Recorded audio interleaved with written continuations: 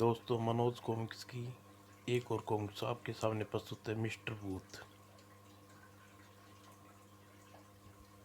ये कवर पृष्ठ है और शुरू करते हैं दोस्तों। उस दिन एनिना के दर्शक ठसाठस भरा था, क्योंकि बॉक्सिंग का मुकाबला ब्लेड ब्लैक बुल और टाइफून के बीच था। दोनों जंगली भैंसे की बातें पुकार रहे थे। टाइफून के मैनेजर टॉनी का दिल बुरी तरह से धड़क रहा था, क्योंकि टाइफून को मुकाबले के लिए तैयार करने के लिए उसने अपनी एक पाई लगा दी थी। टाइफून हार गया तो मैं बर्बाद हो जाऊंगा। और घंटा बजते ही दोनों प्रतिनिधि एक दूसरे पर झपटे। 5 राउंड तक दोनों बराबरी पर लड़ते रहे। टोनी अब खुश नजर आ रहा था। शाबाश टाइफून, अपने राइट हिल का इस्तेमाल करो। तभी ब्लैक बुल ने लेफ्ट हुक का कमाल दिखाया और प्लग झपकते ही टाइफून की बत्ती गुल हो चुकी थी और नॉकआउट हो गया। और और ड्रेसिंग रूम में के बाद टॉनी का भेंट बुलडॉग मैनेजर गोल्डी के साथ हुई। हेलो टोनी, तुम्हारा आखिरी बॉक्सर भी मेरे सिर को लंबा कर दिया। ज़्यादा उड़ो मत गोल्डी, अभी मेरे पास निक्की शेष है। निक्की उसे तो ब्लैक बुल पहले ही राउंड में नॉकआउट कर देगा। हे वो कोई और बॉक्सर तैयार को टॉनी, इसका जवाब तुम्हें जल्दी ही दूंगा। लेकिन टॉनी अपनी स्थिति से जूझ रहा था। निक्की को बुल हराने की बात नहीं है। मुझे तो इस मुझे लगता है अब मुझे यह धंधा बंद कर देना चाहिए पड़ेगा। इस शहर में मुंह छुपा कर भागना होगा। परेशानी की हालत में उसने कार एक स्थान पर रोकी। मेरे खुदा, क्या इस बार कोई ऐसा है जो मुझे बर्बादी से बचा सकता है? क्या कोई मेरी मदद करने वाला है? मदद करने वाला कोई नहीं आया, लेकिन हटकने वाला आ गया। ये मिस्टर, यहाँ कार खड़ी करना मना है, जल्दी करो यहाँ से। भाड़ में जाए दुनिया, यहाँ किसी से हमदर्दी नहीं। अगली रात टोनी अपने जिम में निक्की को ट्रेंड करने में लगा होता। कमान निक्की बुल राइट, अब अपने राइट पर ध्यान दो। तभी अर्जुन ने भीतर आकर गया। मैंने सुना है तुम बॉक्सिंग फाइनल अरेंज करते हो मिस्टर टोनी। हाँ हाँ करता हूँ, मगर तुम कौन हो? ए, बचपन में बहुत शरारती था, इसलिए मेरा डैडी ने मेरा नाम भूत रख दिया था। ऑल राइट मिस्टर भूत, अब तुम यह बताओ यहाँ क्या करने आए हो? मुझे बॉक्सिंग का एक शौक है। अब मैं प्रोफेशनल बॉक्सर बनना चाहता हूँ, मुझे किसी से लड़वा दो। देखो तुम बॉक्सर नहीं, बीमार लगते हो, चेहरा पीला पड़ा है। चेहरे की बात छोड़ो, मेरे फाइट कर सकता हूँ, चाहे परीक्षा ले लो, उसके लिए लड़ सकते हो। निक्की अपना नाम है उसका, मैं तैयार हूँ। टोनी, इसके एक ग्लव्स लगा दिए है। निक्की, जरा इस महाशय की बॉक्सिंग का पहला पाठ पढ़ा देना। आओ मिस्टर बूथ, आपका मुकाबला करते हैं, कमान। और अजनबी निक्की के सामने जा पहुंचा और टोनी शिकार सुलगाए लिए और सुलगाई और रगड़ी। और निक्की ने आगे बढ़कर एक राइट पंप लेफ्ट ट्राई किया, लेकिन प्रतिद्वंदी मुंह देखकर स्वयं को बचा लिया।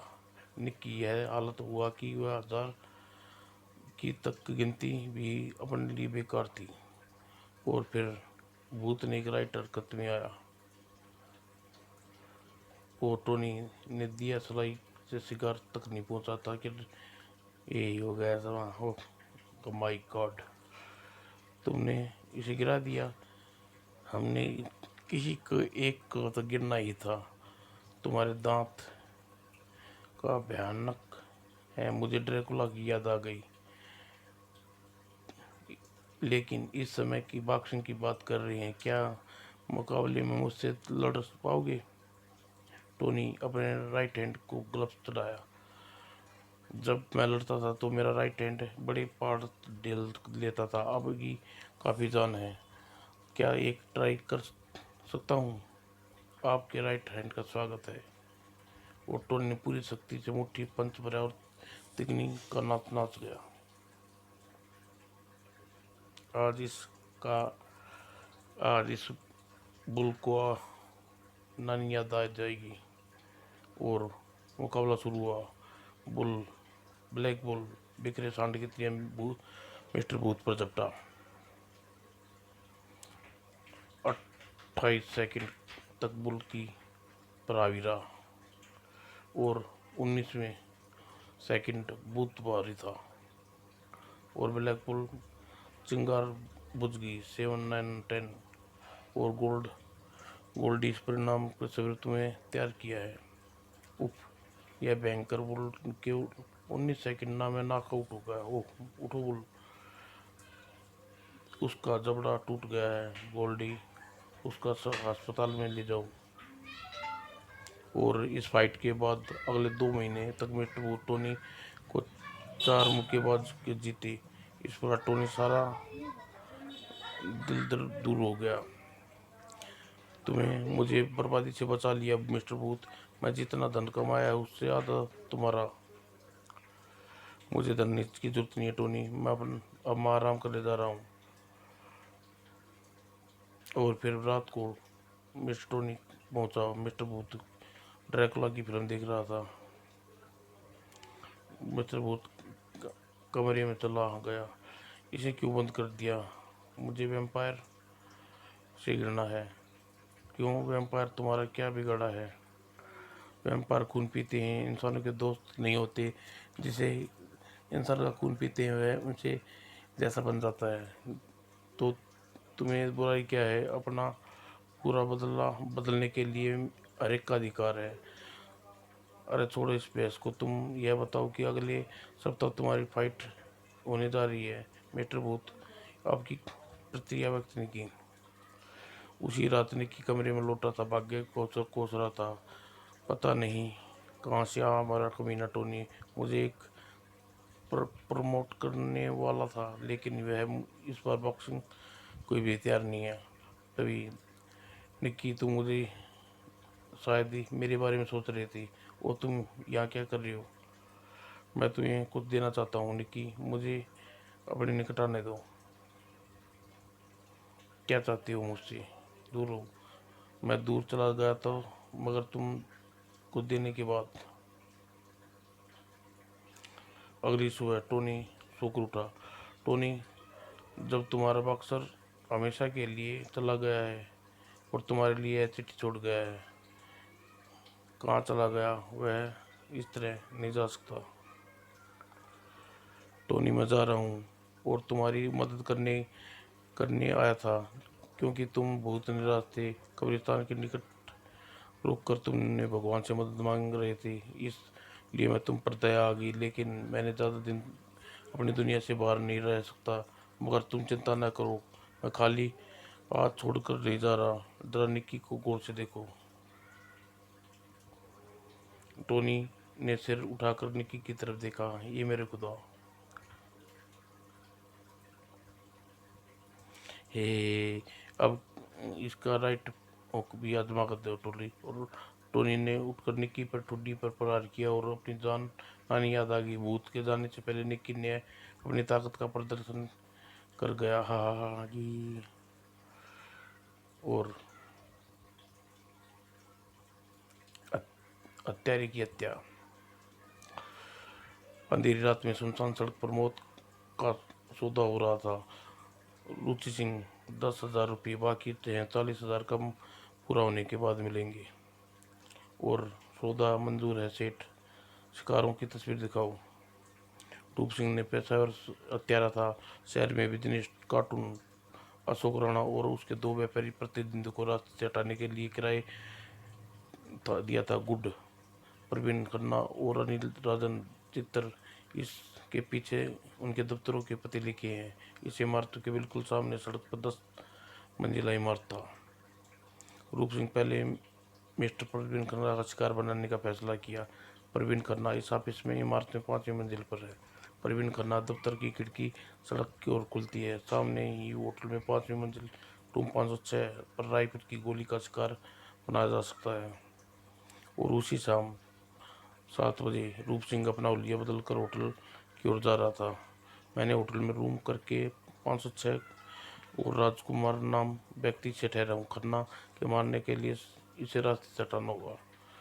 और अंतराल 506 दरवाजे पर दस्तक दी। रूम सर्विस, ठहरो मैं खुलता हूँ। को दरवाजे खुलते ही रूप सिंह बाज की तरह झपटा और राजकुमार बेहोश शरीर को उठाकर बिस्तर पर लेटा दिया और ब्रिकेट से छिपाई टेलीकॉम गन फोल्डिंग राइफल उठा ली और राइफल में खिड़की के सामने खड़ा हो गया और प्रदीप खन्ना ही है। और रूप सिंह ने उसकी छाती पर निशान लेकर वार किया और गोली उसके दिल पर लगी। अब वह जीत नहीं बचाया, मुझे यहाँ से निकल जाना चाहिए। और 5 मिनट बदला पर चलता होटल से बाहर आ गया। अब पुलिस कयामत तक भी पता नहीं लगा सकेगी प्रदीप का खून किसने किया।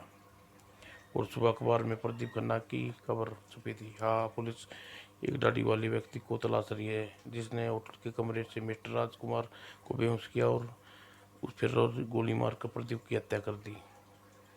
अब रूप सिंह का दूसरा निशान अनिल राधन था। कल सुबह ही शाम पुलिस का सुनने वाले व्यक्ति की तलाश होगी जो आंखें पर काला चश्मा लगाता है और अनिल राधन के फ्लैट की 15वीं मंजिल पर अकेला रहता है।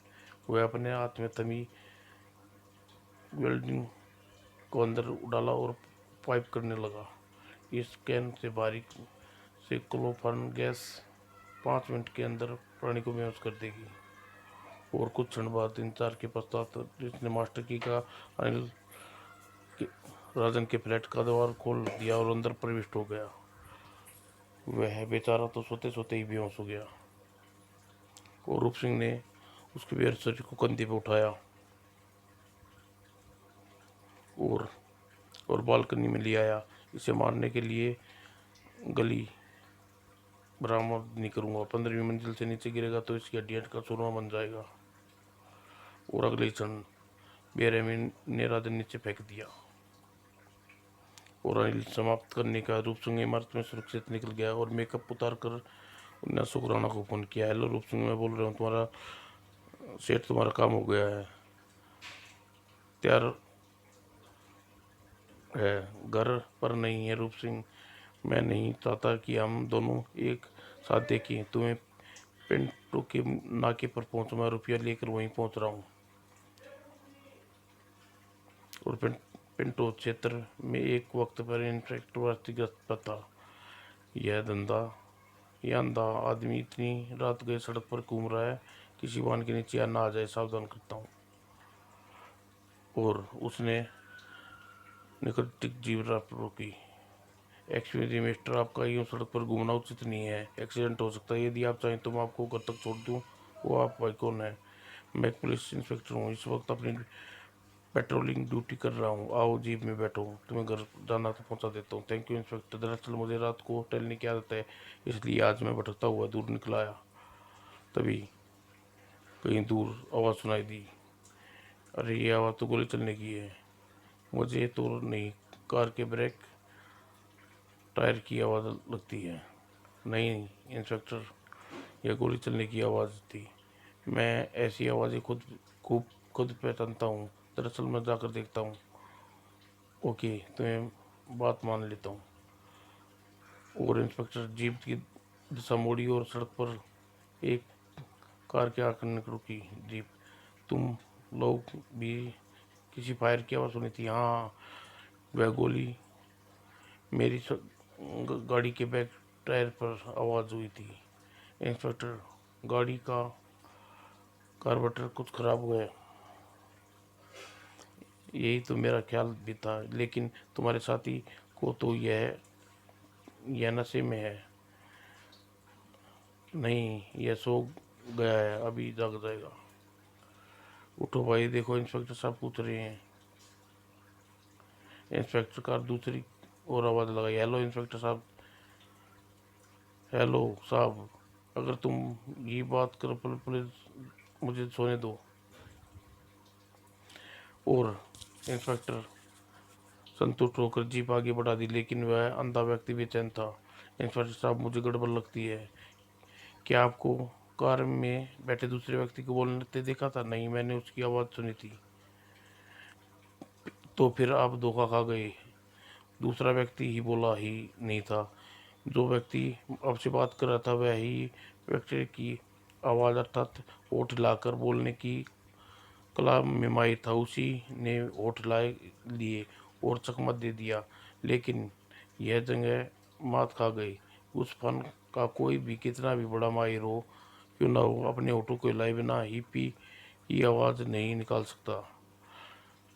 इसलिए उसने प्लीज़ की जगह लीज लजीज कहा था। मैं खुद एक बेस्टिक हूँ इंस्पेक्टर साहब, इसलिए मैं बात को बकवास न समझिए।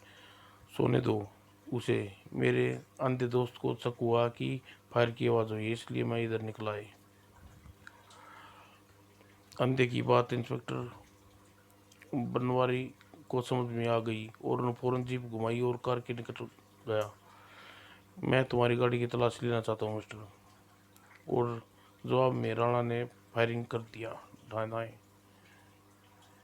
और इंस्पेक्टर बनवारी जीप से निकलने की देर हो गई। अंधे ने स्थिति का संभाल समझ लिया और अपनी गोद में आकर गिरने वाली पिस्तौल हाथ में रखा। ओह, ये अंधे इंस्पेक्टर वापस क्यों आया? इसे क्या शक हुआ था? ओह, एक इंस्पेक्टर को नहीं, नहीं मुझे हुआ था। मैं वास्टिक हूँ और सर्कस में नौकरी करता हूँ। अब बताओ, तुम्हारा साथी बेहोश है या मर चुका है? मर चुका है। मैंने गोली मार कर इसकी हत्या कर दी। दरअसल यह एक पेशेवर हत्यारा था और मैंने इसकी 2 हत्याएं करवाई थी, लेकिन भविष्य में यह मुझे ब्लैकमेल करता, ऐसा मैंने इसे धोखे से बुलाकर गोली मारी। अब तुम्हारी बारी है, क्योंकि मुझे कभी किसी की आवाज़ पहचान कर पकड़वा सकते हो। हाँ, मैं पहचान सकता हूँ कि, लेकिन आवाज़ों में एक काम और कर सकता हूँ। क्या? अंधे ने पिस्तौल निकाल ली। ग्राम, मैं आवाज़ पर निशाना लगा सकता हूँ और मेरी गोली उसके चेहरे के आर पार लुढ़क गया हो। उसे पता भी न चला कि मैं सर्कस में आवाज़ पर निशाना लगाने का कार्य करता हूँ। फिर अंधे ने जीप में लगे वायरलेस सेट को घटना की सूचना हेडक्वार्टर को दी। लगता है मैंने वायरलेस हेडक्वार्टर को संदेश दे दिया है, वरना लाशों को यहाँ सुबह तक पड़ा रहना पड़ता। समाप्त। आखिरी छलांग। कॉन्टिनेंटल होटल 10 मंजिला इमारत के नीचे सड़क ट्रैफिक जाम हो चुकी थी। आते जाते लोग सब कुछ भूलकर ऊपर देखने में व्यस्त थे। ऊपर टॉप फ्लोर पर एक कमरे की खिड़की के बाहर छज्जे पर खड़ा एक 12 वर्षीय बच्चा नीचे कूदने के लिए तैयार था। ओह, लड़का आत्महत्या करना चाहता है। अगर यह कूद गया तो हड्डियां का सूरमा बन जाएगा। होटल के मैनेजर इस बिन बुलाई मुसीबत से परेशान थे। अरे बेटा, अरे भाई, यहाँ क्यों तमाशा लगा रहा है? जल्दी अंदर आ जा, कहीं तुझे कुछ हो गया तो नौकरी चली जाएगी। बालक के स्वर में गजब का आत्मविश्वास था। मैं यहाँ से जाने नहीं आया, निश्चय करके आया हूँ कि मैनेजर साहब, इसलिए अंदर जाने का सवाल ही नहीं उठता। तुम पागल हो तो नहीं हो लड़के? बिल्कुल नहीं, मैं बहुत सोच समझ कर मरने का फैसला किया है।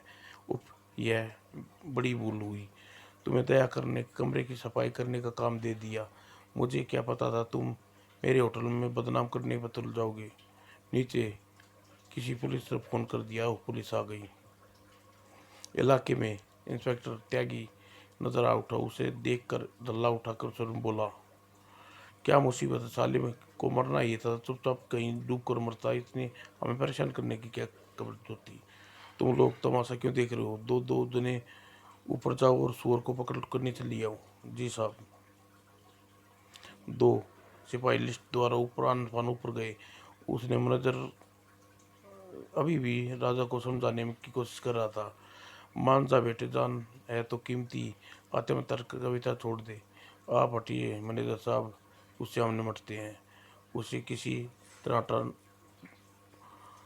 तरह ला की। सिपाहियों ने खिड़की पर पड़ते हुए दृढ़ स्वर में पुकारा, खबरदार किसी ने रुक जाओ संतरी, वरना मेरी मौत की जिम्मेदार तुम होगी। आई क्या बक रही है बे? बक नहीं रहा, मैं चेतावनी दे रहा हूँ। तो अगर तुम सज्जे पर पाँव रखने के नीचे छलांग लगा दूंगा। अब तुझे छलांग लगा कर मरना है, नाटक क्यों कर रहा है, कूद क्यों नहीं जाता? सिपाही की बात सुनकर राजा का चेहरा कठोर हो गया। मुझे किसी का इंतजार है, जब तक वह नहीं आ जाएगा मैं कूदूंगा नहीं। अरे ओ मेरे बापा, फिर तुम अपना इरादा बदल क्यों नहीं देती? मेरे अगर मैं तुझे मरने वाला है। राजा की आंखों पर विचित्र सी चमक उभर आई। मुझे वह मिलेगा जो मैं जीवित रहकर न प्राप्त कर सका। कहती हुए राजा की कल्पना में अपने पिता का चेहरा उभरा। एक छोटी सी घर में गरीब पिता के साथ रहता था। उस घर में सिवाय उस दोनों के कोई ठिकाना न था। तुम इतने परेशान क्यों हो बापू? 6 महीने मकान का किराया नहीं हो दिया बेटा। आज मकान मालिक ने इस घर को खाली करने के लिए हथकंडे अपना रहे हैं, लेकिन मकान खाली करके हम जाएंगे कहाँ बापू? यही तो चिंता है, खाई जा रही है मुझे। कुछ समझ में नहीं आ रहा, इसलिए मकान खाली करने से मना कर दिया। तभी दरवाजे पर दस्तक हुई। राजा के पिता ने दरवाज़ा खोला। हवलदार जी आप? हाँ इंस्पेक्टर वानखड़े, राजकुमार जी ने तुम्हें बुलाया है। थाने चल हमारे साथ। क्या मुझसे कोई भूल हो गई है? यह तो तुम्हें साफ बताएंगे। आवाजा सिपाही बाबू को पकड़ा थाने ले गया। चिंता न कर बेटा, मैं अभी ये लौटा कर आऊँगा। और 2 घंटे बाद बापू, मगर उसकी हालत बिगड़ी हुई थी। राजा ने अपने पिताजी की हालत देखकर तड़प उठा। यह क्या बापू, किसने मारा आपको? इंस्पेक्टर राजकुमार राव। क्यों क्यों बापू, आपको क्यों, क्या बिगाड़ा था? इस ने मालिक ने पैसा खिला दिया था, इसलिए उसने मुझे पीटा और सुबह तक मकान खाली करने की धमकी दी है। बापू इस अन्याय का बदला लूंगा। जिसने तुम्हें पीटा उसे छोड़ूंगा नहीं। तू अभी बच्चा है बावले, समाज के शक्तिशाली भेड़िए का मुकाबला नहीं कर सकता। अगर तुझे कुछ हो गया तो मकान खाली करने कहीं चले जाइयो। रूह कर प्राण त्याग दिए बापू। और अपने गरीब पिता के अन्याय को राजा दुनिया के सामने लाना चाहता था। तभी नीचे पुलिस कमिश्नर की गाड़ी आ पहुंची थी। ओह, यह सब क्या हो रहा है? इंस्पेक्टर त्यागी, लड़की को नीचे उतारो। यह बहुत मुश्किल है। वह तो कूद ही रहा था कि और नहीं नीचे उतर रहा है, और लोग खड़े तमाशा देख रहे हैं, कुछ करते क्यों नहीं? मैं ऊपर जाकर उससे समझाने की कोशिश करता हूँ। यह बहुत मुश्किल है सर। वह तो कूद रहा है न नीचे उतर रहा है। और सीधे इंस्पेक्टर त्यागी ऊपर पहुंचे और अपने सारी खबर दुनिया भर के हमदर्दी समेटे राजा से संबोधित कर बोले, आत्महत्या करने से बेटा पाप होता है, हमारे बात मान वापस आ जा, और मेरे साथ जो अन्याय हो उसकी भरपाई कौन करेगा? इंस्पेक्टर साहब मैं हूँ ना, तुम्हें वादा करता हूँ, जिसने तुम्हारे पाप को सताया उसे कड़ी सजा दूंगा। ठीक आता हूँ। और इंस्पेक्टर सज्जे पर धीरे धीरे राजा को खिसकने लगा। कमिश्नर साहब, मेरे यह कारनामा देखकर बहादुरी से बहुत प्रशंसक होंगे। और कदम बढ़ाते राजा का सिर लहराया। नहीं नहीं रुक जाओ, मैं तुम्हारी मदद के लिए आता हूँ। वो मुझे चक्कर आ गई, मैं गिर गया। और निकट आकर इंस्पेक्टर ने हाथ आगे बढ़ाया। ला मेरा हाथ पकड़ लियो। इंस्पेक्टर हाथ थाम ले। राजा ने तुरंत बदल गया। इंस्पेक्टर जरा यह बताओ, मेरे आधे घंटे से यहाँ खड़ा हूँ, लेकिन छलांग क्यों नहीं लगाई? आखिर क्यों? क्यों तुम ही बताओ। मुझे तुम्हारा इंतजार था इंस्पेक्टर राजकुमार त्यागी। तुमने मेरे बापू को पीट पीट कर मार डाला। तुम गोविंद के लड़के हो। इंस्पेक्टर त्यागी बुरी तरह से घबरा गया। राजा उसका हाथ मजबूती से पकड़ लिया। हाँ, समाज का शक्तिशाली भेड़िए। और इतना कहकर छलांग लगा दी। इंस्पेक्टर त्यागी का हाथ मजबूती से पकड़ लिया। ओह, एक कमजोर बालक को तूने अपने गरीब पिताजी के मौत का प्रतिशोध लेने के लिए एक दांव पर खेला है और सफल होने जा रहा है। इतनी ऊंचाई से गिरकर किसी को जीवित बचने की कोई चांस बिल्कुल नहीं थी। यह बात राजा अच्छी तरह जानता था, तभी उसने यह योजना बनाई थी। अपने पाप का बदला ले लिया। बहुत बढ़िया, धन्यवाद।